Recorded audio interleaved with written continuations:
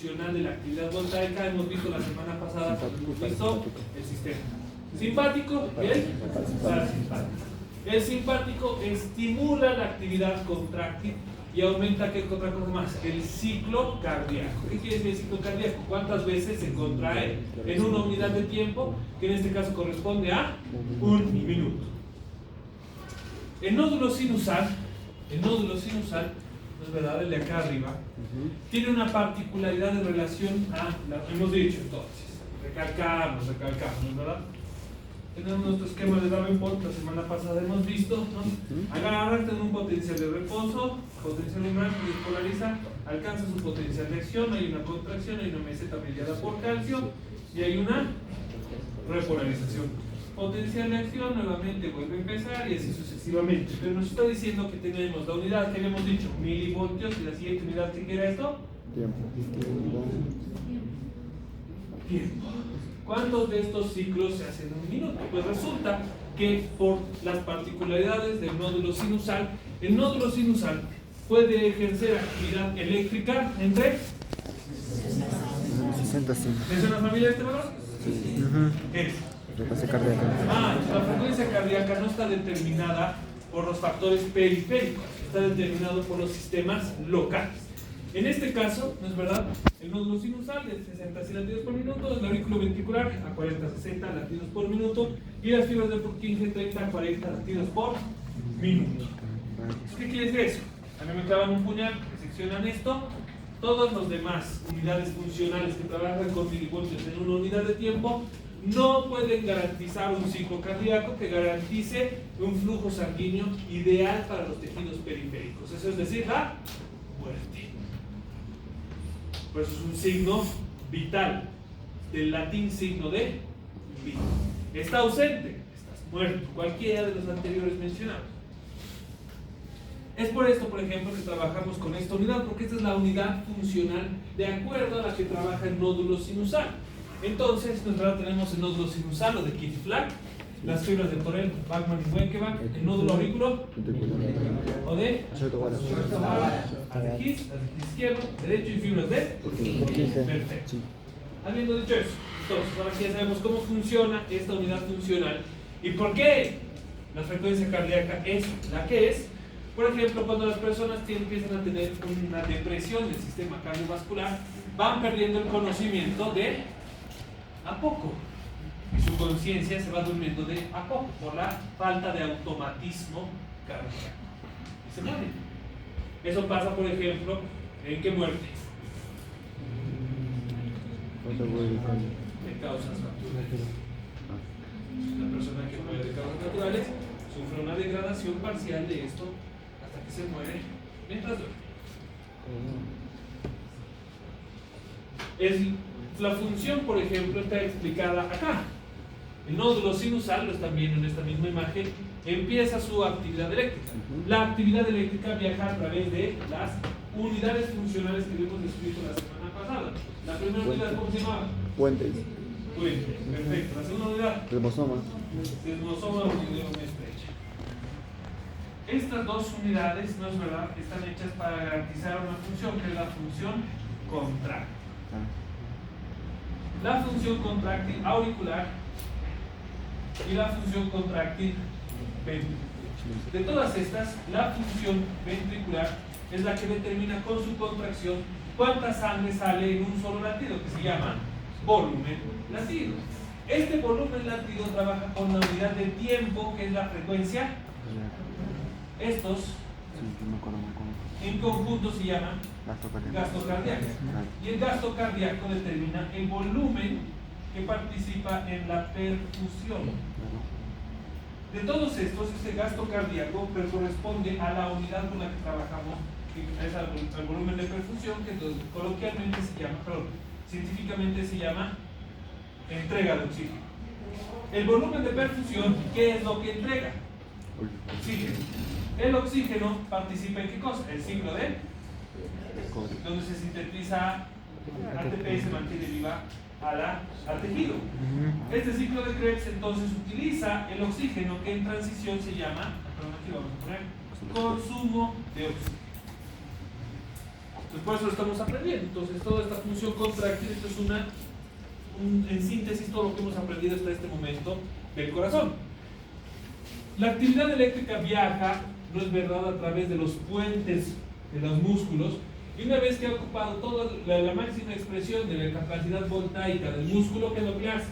Lo hace contraerse. Después de que se ha contraído, la actividad eléctrica viaja, no es verdad, no ventricular, al tabique muscular o al septo muscular, que es el inicio de la despolarización de los ventrículos.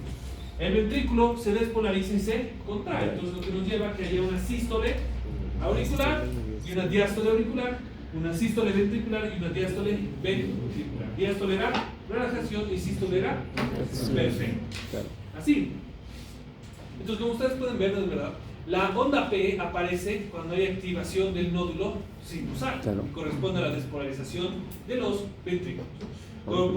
Posteriormente, por ejemplo, y encontramos el complejo QRS, siendo el inicio del complejo QRS la despolarización del ápice del tabique interventricular, que en este caso es muscular, el descenso de la actividad cardíaca, contracción de la cámara anterior, que corresponde a la onda R, y cámara posterior, que corresponde a la onda S.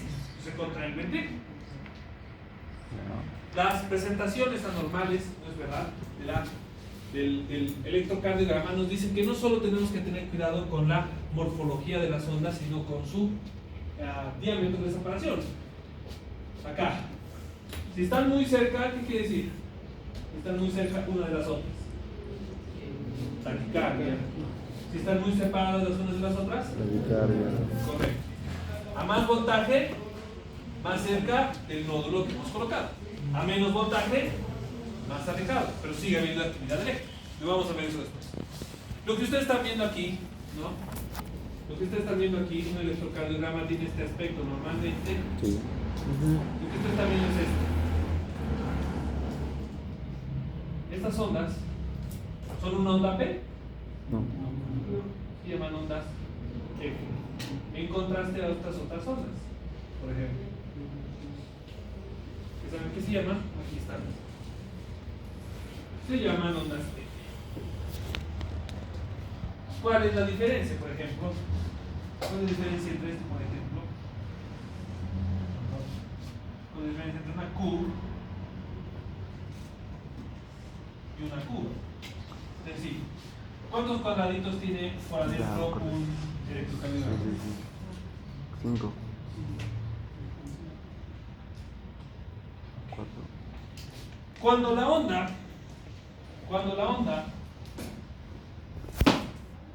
es más grande que un cuadrado grande, es mayúscula, quiere decir que es mayor a 0,25. Perfecto. Tenemos esta unidad que es el voltaje. Pero si la onda, en contraste, no sale del cuadro, es menor a 0, ¿qué es lo que pasa? Si es más pequeña que un cuadrado grande, es minúscula. Y si es más grande que el cuadrado grande, es mayúscula. Porque nos está diciendo su voltaje. Este voltaje es mayor a 0,25 milivoltios. Porque ¿cuánto mide esto? Hemos dicho 0,20 por encima de 0,25. ¿Por qué 25? Porque esto trabaja con unidad de 5. 5 cuadraditos, arriba y hacia abajo, hacen un cuadrado grande. Lo que ustedes están viendo acá, esta patología se llama fibrilación auricular. En la fibrilación auricular, la contracción, ¿cómo es? ¿Es normal? Es espástica. Y la sangre no sale adecuadamente de arriba hacia abajo. Esto que están viendo se llama flutter auricular, que es también una bradiarritmia, en la que hay espasmos producto de una lesión en este punto, istmo septal cabo tricuspidio. Explico. En el ventrículo derecho, desembocan ¿qué cosa? La vena cava, superior, inferior, la vena cava, y ese no. Coronario. Acá, istmo septal cabo tricuspidio. Entre la vena cava y la válvula, hay esta apertura de acá, que por hipertensión, por ejemplo, se lesiona.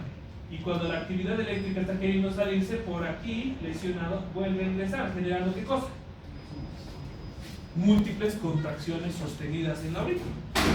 Esto se llama flutter o aleteo auricular. Fíjense, hay un fenómeno de reentrada de la actividad eléctrica y le da este aspecto en el electrocardiograma. Acá está. ¿Listo? Esto es un detalle, o sea, ustedes van a ver fisiopatología cardíaca después, en otro momento.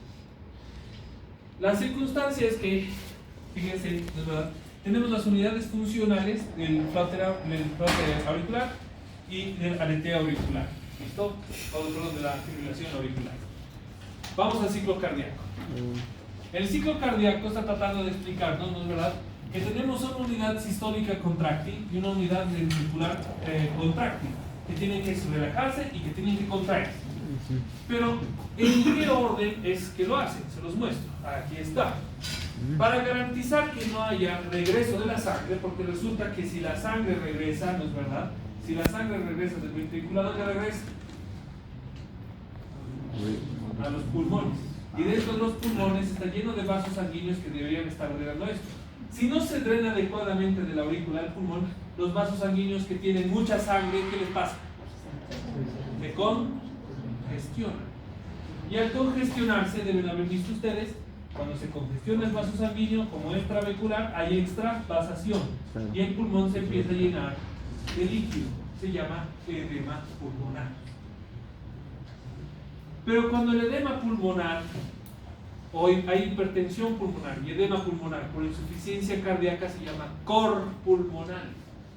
A ver si un día lo buscan. Se llama cor pulmonar.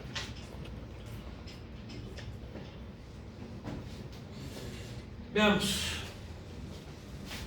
La contracción de las aurículas hace que haya apertura de las válvulas auriculoventriculares, con la tricúspide y la tricúspide, también llamada mitral. Esta circunstancia nos dice que tiene que haber un perfecto orden en el fenómeno, en el orden de los fenómenos.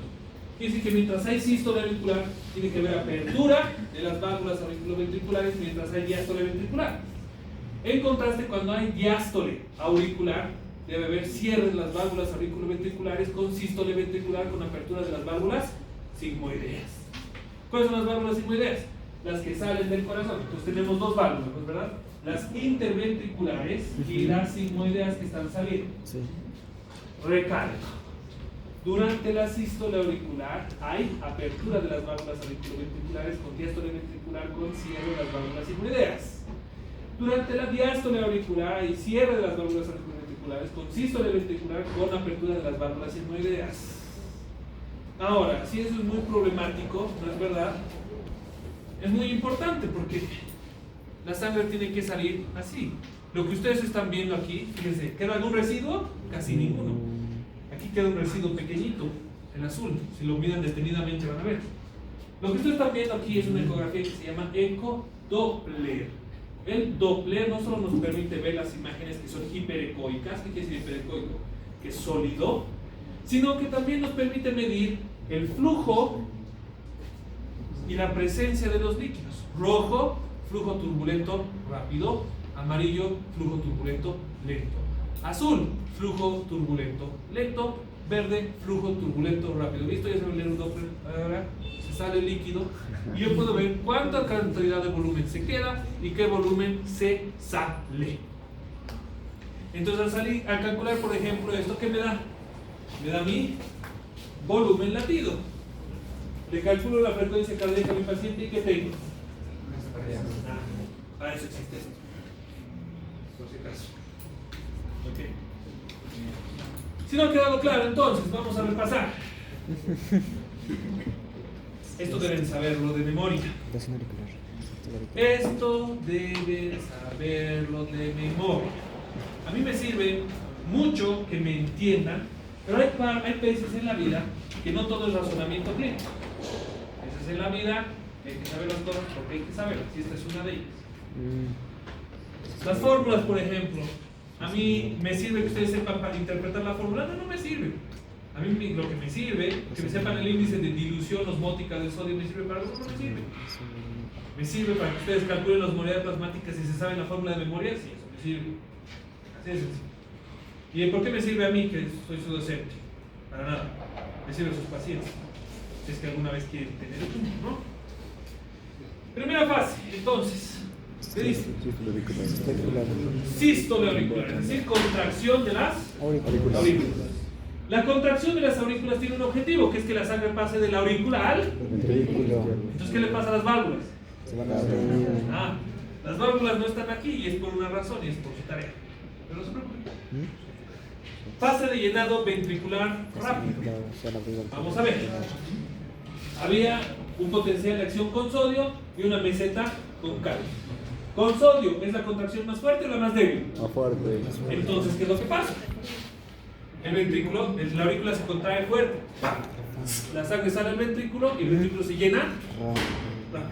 Pero hay una fracción de segundo donde se mantiene una contracción. Se contrae y se queda contraído para garantizar que salga la mayor cantidad de sangre posible al ventrículo. Eso se llama Fase de llenado ventricular. entonces tengo una despolarización con sodio y una hiperpolarización mediada por Sí. Ok. Entonces le sigue la sístole. Sístole ventricular. ¿Qué dice ahí? Isovolumétrica. ¿Qué quiere decir eso? Entonces, se contraen los ventrículos, sale 70 ml. Iso igual volumen. Entonces, ¿cuánto sale del derecho? 70. Contracción ventricular, isovolumétrica. Hay una contracción mediada por sodio, fase de eyección rápida. La sangre es eyectada del ventrículo. Se sale. Y hay una contracción sostenida mediada por Lenta. ¿qué corresponde a la fase de eyección? Lenta. Se contrae rápido, tiene contraído una fracción de segundo y termina de vaciarse lentamente. Si yo tuviera aquí mi vaso de café, ¿no? Me compro una de esas leches de mora de unos 50 afuera, que es una maravilla, me tomo medio café, abro la leche y le hago así. ¿Qué va a salir? ¿No ves? La leche. Pero para que termine de salir, ¿qué le hago? Ya. Así de sencillo. Estoy haciendo lo mismo con el corazón. Entonces, cuando le he apretado han salido 70 ml, el mantener apretado han salido los otros 20 ml. Y esa suma de la fracción rápida y la fracción lenta se llama. Esto está directamente relacionado. Y finalmente, la fase de repolarización. Entonces, la repolarización es diástole. ¿Qué quiere decir repolarización isovolumétrica? Aquí entran 90 ml. ¿Aquí cuánto tiene que entrar? Eso quiere decir. Entonces, ¿cuál va a ser su tarea? La que les voy a dejar en la plataforma. Les voy a dejar dos tareas. La primera tarea va a ser que van a hacer un esquema, que ya saben de memoria, pero luego van a hacer el del músculo estriado esquelético, que lo pueden encontrar en el guide. Y me van a decir en su tarea que van a hacer a mano las diferencias. ¿Sí? Y la segunda tarea, de nuevo a mano, ¿no? Van a esquematizar el ciclo cardíaco, pero van a poner lo que le falta. Van a poner donde pertenece la apertura y cierre de las válvulas auriculoventriculares y la apertura y cierre de las válvulas sigmoideas. Entre uno de estos está cada uno de ellos. Entre uno de estos está la apertura, y en otro está el cierre, y en otro está la apertura, y en otro está el cierre. Eso es lo que van a ir a averiguar. ¿Está claro? Muy bien. Entonces, aquí estamos viendo ya la conducción cardíaca. Hemos visto desde lo más pequeñito hasta lo más grande. El objetivo, por ejemplo, de esto está directamente relacionada con la siguiente parte. ¿Dónde está? Aquí. Lo que ustedes están viendo aquí, por ejemplo, ¿no? Es la importancia del ciclo cardíaco.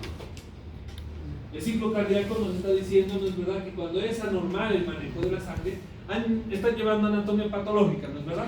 Sí. ¿Han visto la triada de Virchow? ¿No? Ya, bueno, van a ir a buscar si es que les interesa, pero resulta que la sangre que no se mueve está en éstasis. ¿Qué le pasa a la sangre que no se mueve? Se coagula. Estas contracciones son insuficientes para generar una sístole auricular. Entonces, ¿qué le pasa a la sangre dentro de la aurícula? Se coagula. Y pasa esto.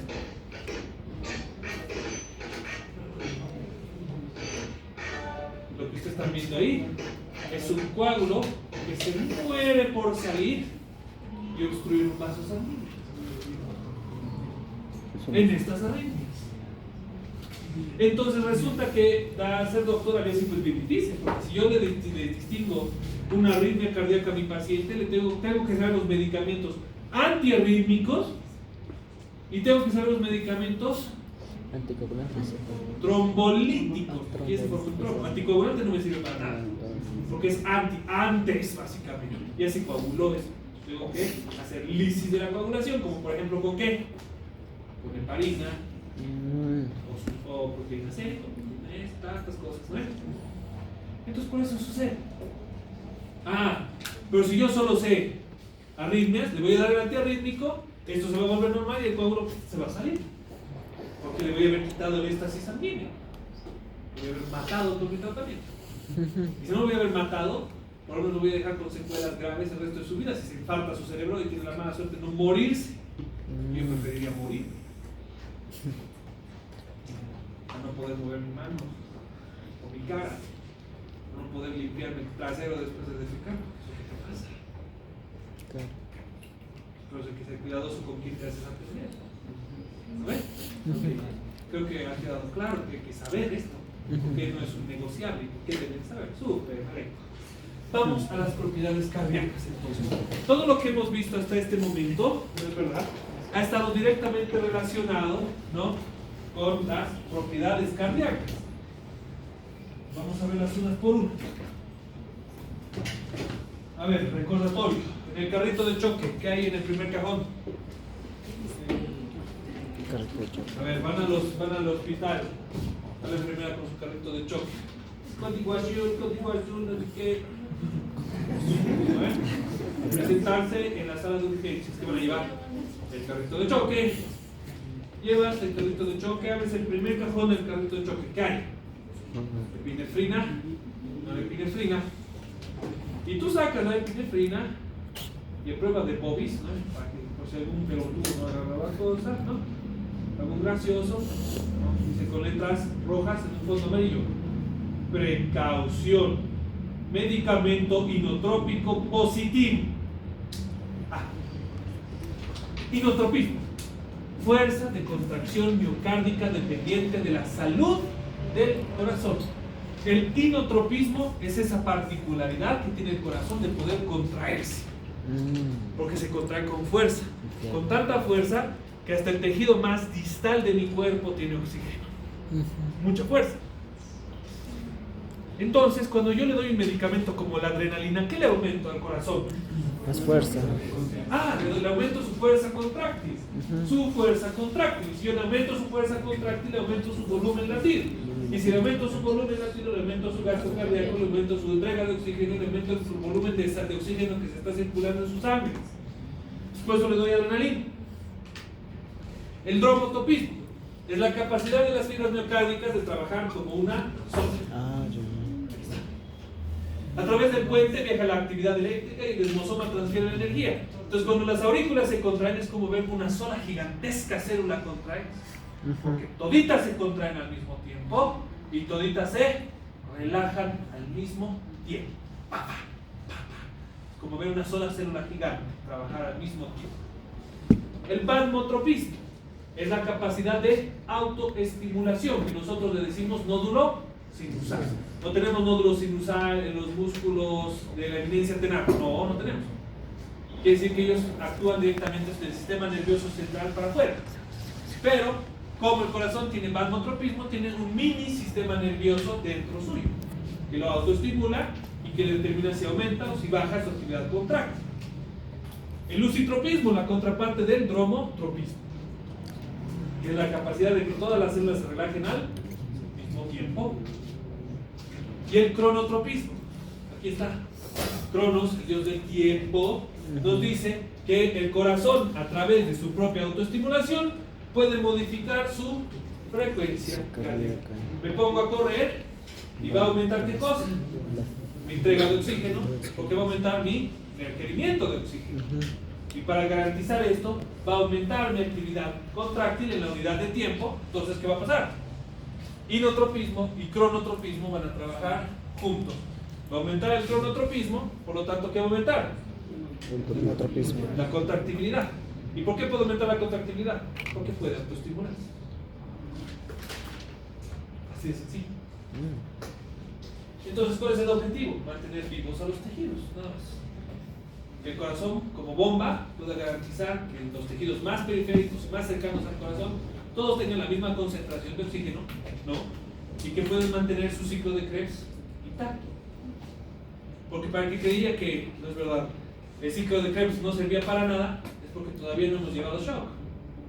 Ni cardiogénico, ni vasogénico, ni neurogénico, ni séptico, ni distributivo, ninguno de esos hemos llegado, y por eso creen que el ciclo de Krebs no sirve para nada. Entonces, ¿no es verdad? Hay formas de aprenderse esto, ¿no es verdad?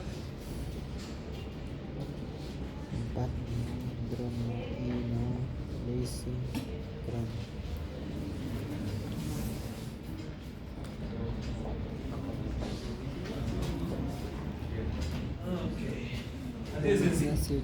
Don Ignacio llegó con billetes. Don Ignacio llegó con billetes. Aprueba todos. Ahora, ¿cuál es el problema? Que en la tabla demuestro, yo te voy a decir ya, ¿para qué es el dromotropismo? Ah, ¿no? Es que es el requisito también. Si yo te pregunto, dime las 5 fuerzas, las 5 propiedades cardíacas, ya, puedo hacer tu mnemotecnia. Pero si me corre preguntarte solo una, igual tienes que saberlo. O sea, no es medio cuento, ¿verdad? Okay. ¿Cómo regula el corazón la presión arterial? Vamos a ver eso. Hay dos órganos controladores de la presión arterial.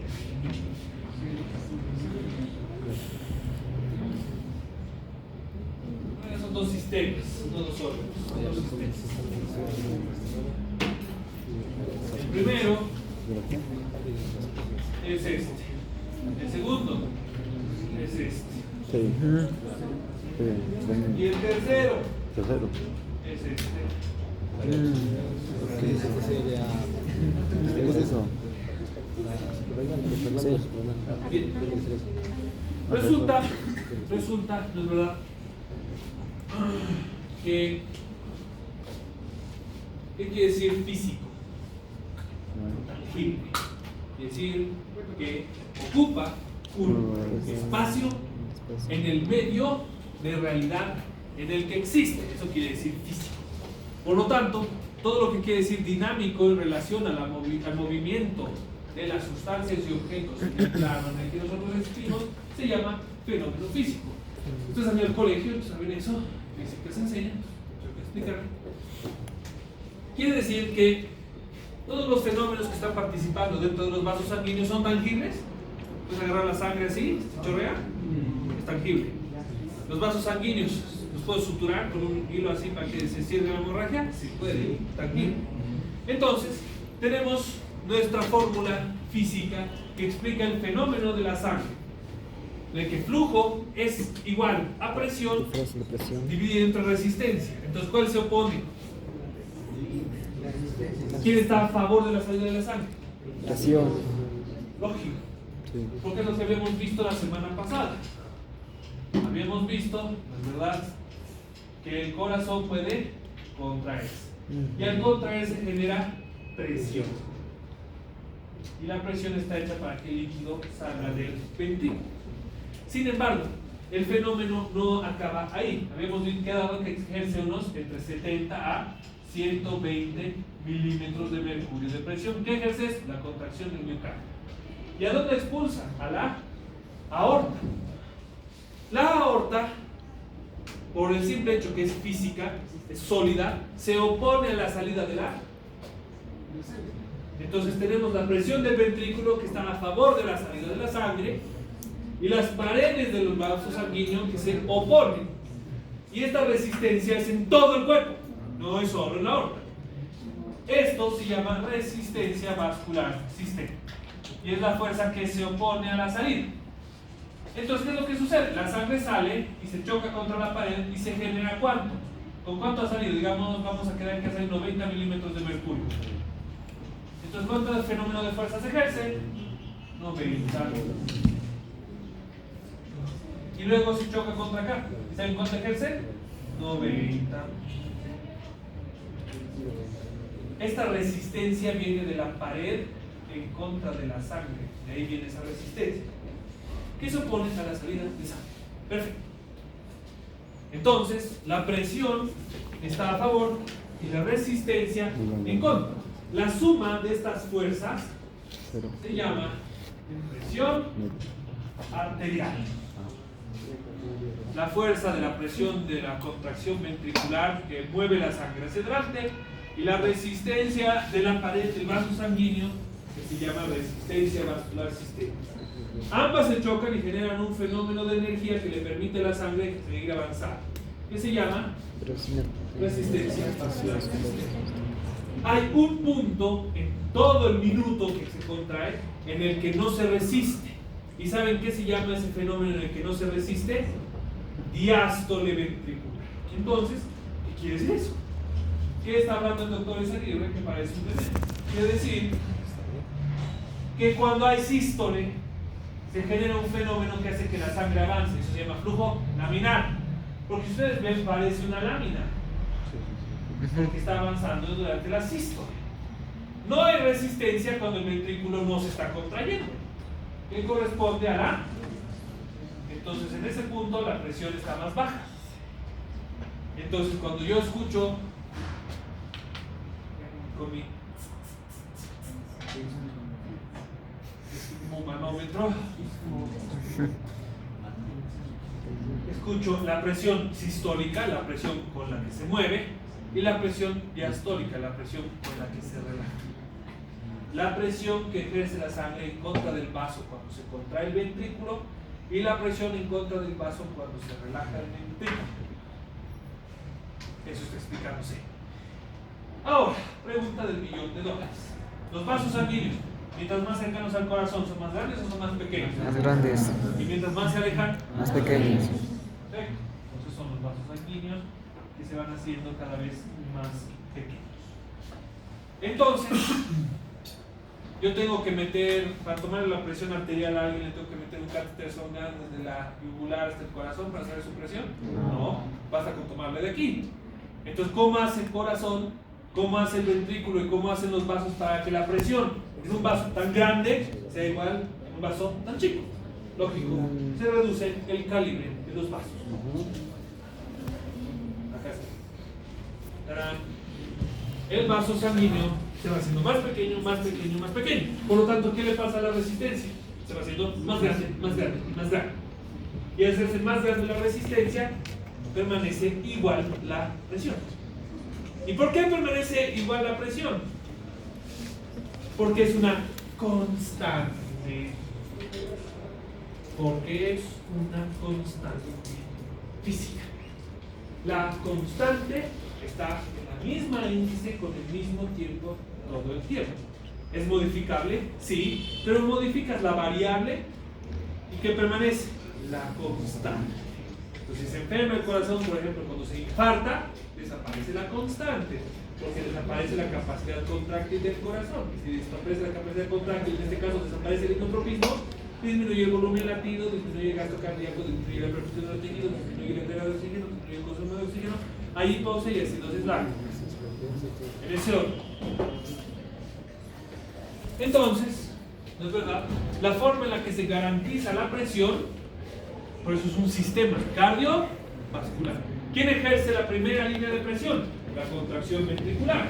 Pero para que la presión se mantenga, le damos una constante de 90 milímetros de mercurio, entonces modificamos una de las variables y disminuimos el calibre del vaso sanguíneo.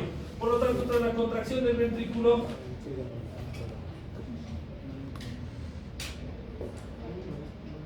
¿y qué es lo que le sigue a este segmento? El venular. La presión es igual, la presión es igual, la presión es igual, la presión es igual, la presión es igual, la presión es igual, la presión es igual, la presión es igual, y sigue igual, y sigue igual, y sigue igual, y no cambia, porque disminuye el calibre, aumenta la resistencia, pero la constante de presión no se modifica. Entonces, si yo te rajo el cuello, la sangre sale pulsátil. Diástole, sístole, diástole, sístole. Dándole este aspecto a la sangre, de flujo laminar. Ahora, todo esto es modificable, habíamos quedado, con la ley de Poiseuille.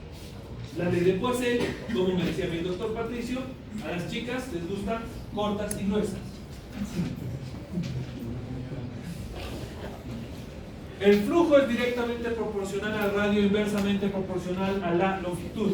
Fíjense, si yo a esto lo hago dilatarse, ¿qué le pasa a la presión? Choca aquí, choca aquí, choca aquí, se empieza a perder. Entonces le reduce el calibre. La ley de Poiseuille, sin embargo, dice que el flujo es mejor cuando a las chicas, los brazos, las venas, corto y más ancho, pasa mejor.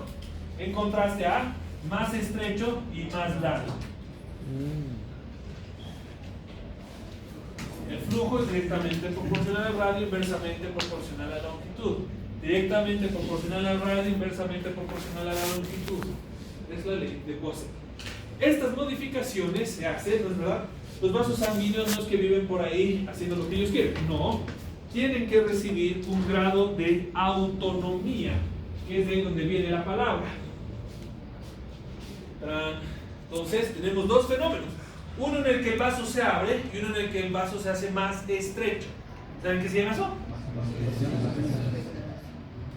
Entonces hay sustancias que pueden hacer que se contraiga y hay sustancias que hacen que se dilate. ¿Y quién determina eso? Los voy a dibujar acá, tal vez lo reconocen, es muy famoso.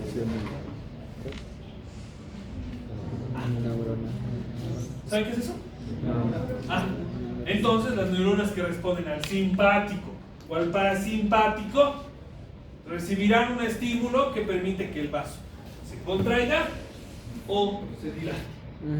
Les dejo aquí una serie de sustancias que hacen que se contraigan y se dilaten, los efectos. ¿Por qué? Porque, fíjense, si yo hiciera, ¿no es verdad? Ay, más bien, ustedes han llevado fisiología, entonces saben que los potenciales de membrana actúan a través de proteínas. Entonces, ¿qué es lo que quiere decir eso? Quiere decir que si yo dibujara, ¿no?, la membrana aquí de la neurona, verían que hay una proteína funcional. ¿Qué dice aquí? Beta 1. ¿Y aquí qué dice? Beta 2. La proteína se llama todita beta, pero resulta que las proteínas tienen subunidades. La proteína está dividida en dos, literalmente. Una unidad 1 y una unidad 2. Son la misma proteína, pero una subunidad distinta. Y ahí le ponemos un nombre: beta 1 y beta. Entonces, ¿qué es lo que sucede? Depende a las circunstancias. Me pongo a ejercitarme, me pongo a dar un examen de fisio, me apuntan con un arma, es altamente estimulante, entonces entra el simpático, la estimulación adrenérgica. El adrenérgico es altamente estimulante por el beta. ¿Qué pasa los vasos sanguíneos? En contraste, voy al dentista, me pone óxido nítrico, y el óxido nítrico, que actúa directamente sobre la endotelina de la endotelina 2, hace que se dilate porque interactúa con el beta. ¿Qué me pone? Los vasos sanguíneos se dilatan, se pierde el flujo, y ¿qué me pasa? De nuevo, no hay sangre en mi cerebro, ¿no? Porque no hay presión que garantice la llegada del flujo, porque el flujo es directamente proporcional al radio, inversamente proporcional a la longitud. Ahora, si les preguntara yo, ¿cuál es la unidad anátomo-funcional del cerebro? Mal, la neurona sináptica, porque existe la neuroglía también, ¿no es verdad? El oligodendrocito, el astrocito, o sea, ok, no. ¿Cuál es la unidad anátomo-funcional del riñón? El túbulo urinífero, ¿no? El túbulo nefrona con túbulo colector. Si les dijera, ¿cuál es la unidad anátomo-funcional del corazón? La suma de estos que hace pues miocardio, sí. Y si les dijera, ¿cuál es la unidad anátomo-funcional de la presión arterial? ¿Ven que no leí su libro de historia? Hasta aquí. Resulta que esto está estimulando el vaso sanguíneo, sí, pero también está estimulando una unidad funcional que trabaja de la siguiente manera. ¿Listo? Tenemos nuestro vaso sanguíneo arterial, ¿no? Nuestra meta arteriolar, la vénula y las venas, que tienen múltiples drenajes venosos, a diferencia de los vasos sanguíneos arteriales. Y estos pueden ser ascendentes o descendentes, a diferencia de los arteriales, que son rectos o transversales. ¿No ven anatomista? Entonces, les presento al esfínter precapilar. El esfínter precapilar se encuentra aquí rodeando los segmentos arteriales. Es muy sencillo de entender. El esfínter precapilar, esfínter antes del capilar, quiere decir. El esfínter precapilar se abre y todo se pasa al drenaje venoso. Entonces se pierde el líquido del segmento arteriolar, es decir, ya se pierde el flujo. Y se pierde el flujo, se pierde la presión. Entonces, ¿qué le pasa a la presión? En contraste, el esfínter precapilar se cierra y toda la sangre se retiene en el extremo arteriolar y se tensa el vaso sanguíneo por retención de líquidos, en este caso de la sangre. Y entonces aumenta la presión aquí, y aumenta la presión aquí, y aumenta la presión aquí, y aumenta la presión aquí, y así sucesivamente hasta llegar aquí. Entonces, ¿qué le pasa a la presión si retenemos el flujo? Entonces el esfínter precapilar se abre, se llena todo el lecho capilar y pasa al extremo venular, que el extremo venular ya no responde a esto. Entonces existe la sangre. El esfínter precapilar se cierra y sí existe drenaje, pero es mínimo. La mayor parte, fíjense, el esfínter cerrado, la mayor cantidad de volumen se queda en el extremo arteriolar y la presión aumenta. Bajo esta premisa, durante una enfermedad de origen desconocido llamada hipertensión, ¿qué vasos sanguíneos sufren más? ¿Los grandes o los chicos? Lógico, porque ahí es donde más presión se ejerce si se cierra el esfínter. Entonces, no es raro ver que la hipertensión sea el asesino silencioso, porque hay nefropatía hipertensiva, neuropatía hipertensiva, retinopatía hipertensiva y coronariopatía hipertensiva, todos caracterizados por tener microcirculación. Dispuesto. Entonces, ¿no?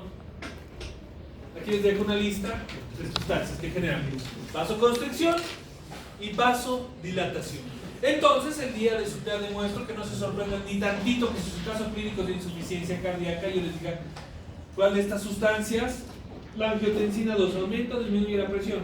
Entonces, yo vengo aquí a mi lista angiotensina 2, ¿no?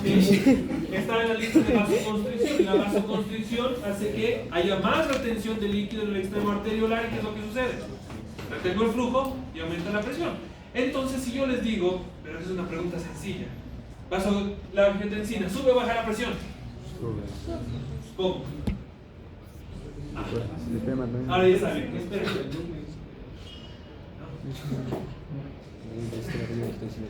Tendrán que ir a leer qué hace cada cosa. ¿No?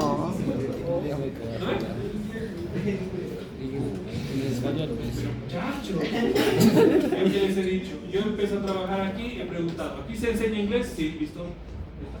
¿Sí? Tributaria posterior.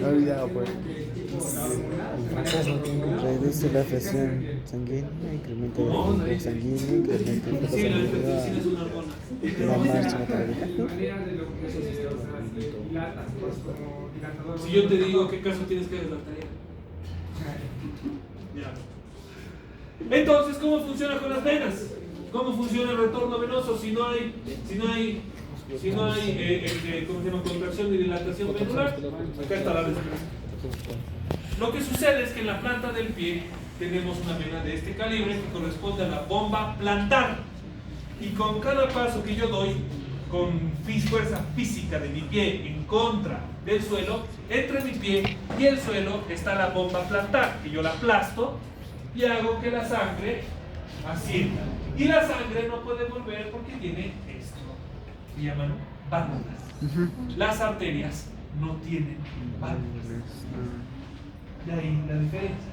Entonces, nuestro examen de hito, si me da la gana, por ejemplo, la última pregunta podría ser, dígame, 10 diferencias entre arterias y venas. O 15, o 20. Azul y rojo. Porque sí, unas se contraen, otras se dilatan, unas tienen válvulas, otras no tienen válvulas, otras tienen muscular, otras tienen íntima. Y así podemos estar todo el día hablando de diferencias entre arterias y venas. Muy bien. Las circunstancias así. Si nosotros no tuviéramos esfínter precapilar, la presión se desperdiciaría ¿por dónde? Por la ley de balance de masa. Porque este órgano puede elegir si retiene o no retiene líquido. Si retiene líquido, retengo agua, la presión aumenta. Pierdo el líquido, lo orino, pierdo flujo, pierdo presión. Ya sabemos cómo lo hace. Bueno, no exactamente, pero sabemos que lo hace. Y aquí está este órgano. La presión está desigualada. Mientras más lejos del corazón, más baja la presión. Sin embargo, eso no sucede.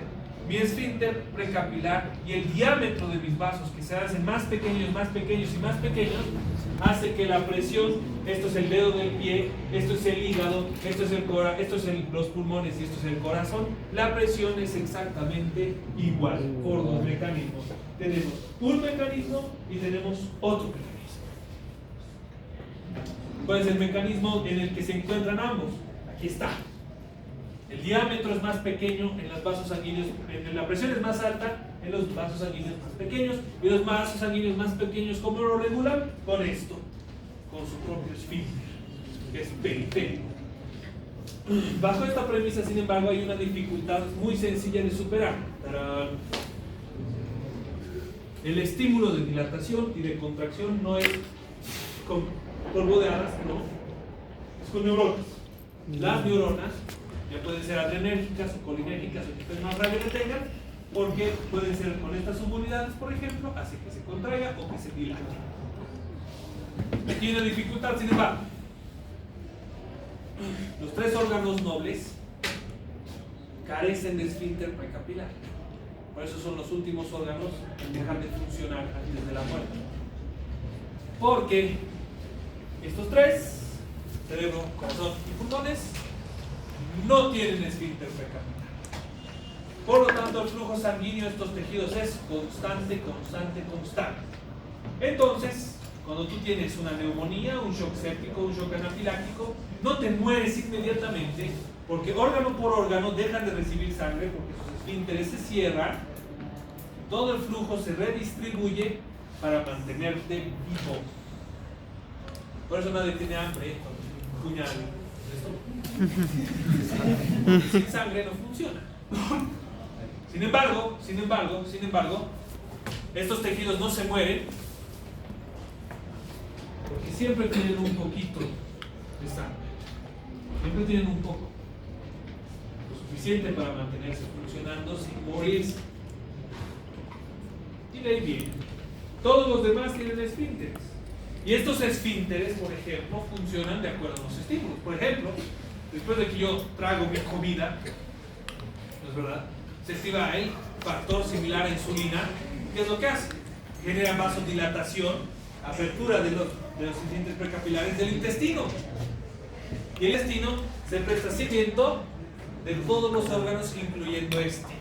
Entonces, 5% de sangre, 5% de oxígeno menos al cerebro, ¿qué me da?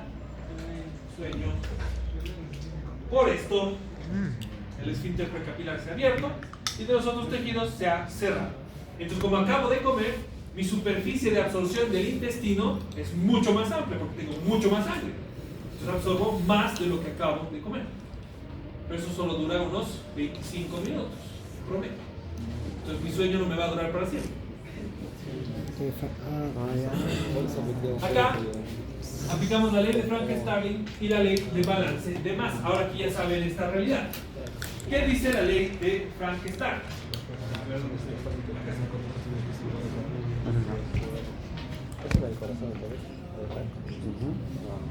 La ley de Frank-Starling me dice que la máxima elongación de la fibra miocárdica determina el volumen latido. La máxima elongación de la fibra cardíaca determina el volumen. Mientras más se estira, más sangre sale. Sale, claro. Mientras menos se estira, Menos sangre sale. menos sangre sale. La máxima elongación de la fibra miocárdica determina el volumen. Más se estira, más sale. ¿Y yo cómo puedo aumentar la contractibilidad? Por ejemplo, si le doy adrenalina, aumentará el inotropismo, por ejemplo. Entonces, ¿qué le pasa a la fibra miocárdica? Se elonga más. ¿Y cuál es el resultado? Sale más. ¿Y para qué sale más sangre? ¿Cómo garantizo que la sangre llegue? Porque como la adrenalina, por ejemplo, la noradrenalina es estimulante, ¿qué le pasa al vaso sanguíneo? Se contrae. Y si se contrae, ¿qué aumenta? ¿Qué aumenta? ¿Cómo te mueres? Porque garantizas de entregarte oxígeno. Así. Sin embargo, no se olviden que siempre hay un grado de resistencia. Entonces tenemos el volumen telediastólico final, el volumen de sangre dentro de la aurícula antes de la sístole, es decir, en cuánta sangre hay dentro de la aurícula durante la diástole. Y el volumen telesistólico final del ventrículo, el volumen de sangre dentro del ventrículo después de que se ha contraído. ¿Queda sangre dentro del ventrículo después de que se ha contraído? ¿O se vacía al 100%? No, queda poca.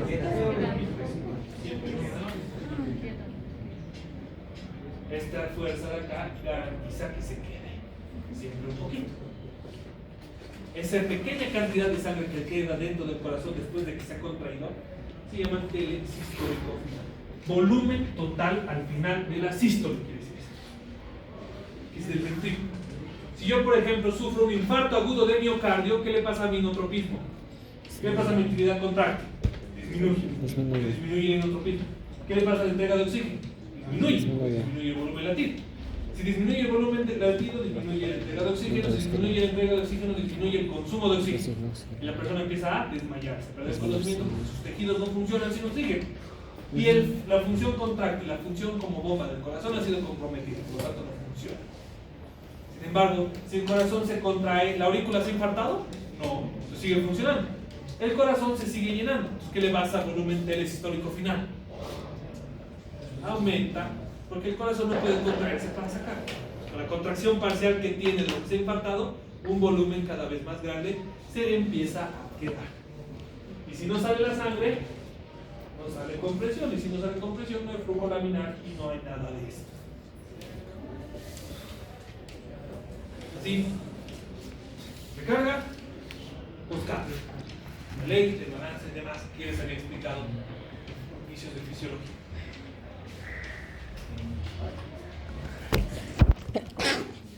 Bueno.